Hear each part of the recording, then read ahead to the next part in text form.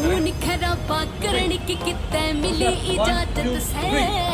ठौजेड़ी कर पट मेली तेरी रोज की आदत से